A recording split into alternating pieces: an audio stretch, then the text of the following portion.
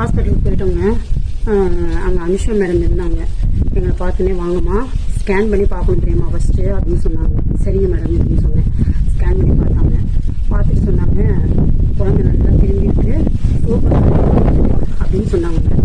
இல்லை மேடம் எனக்கு வந்து நீங்கள் ஆப்ரேஷனே பண்ணிடுங்க, பண்ணிட்டு கையோட குடும்ப கட்டுப்பாடு பண்ணிடுங்க.